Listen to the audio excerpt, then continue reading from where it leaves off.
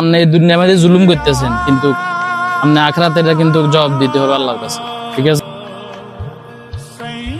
কি রে বাতি যা তো তোর দুনিয়া ব্যাগ টোকাই এলাম, ঘটনাটা কি? তা আমার এই যে আমি অজে যাবো আশা করছিলাম, তুই আমার কাগজপত্র গুলো বুঝে দিতেছ না কেন?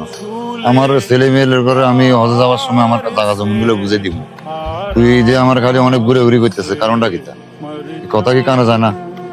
আপনি অস করে লাভ গীতা, আপনি আমার জায়গা সম্পত্তি বুঝে দিতেছেন না। আপনি অজে যাবেন, হোলা মাইয়ারা জায়গা সম্পত্তি দিবেন, তা আমার জায়গা সম্পত্তি এটি বুঝে দেন না। টাকা সম্পত্তি আমার কাছে ভাবি, তোর আব্বা এগুলি সব আমার কাছে বিক্রি করে গেছে, তুই আবার কি জায়গা দাবি করস?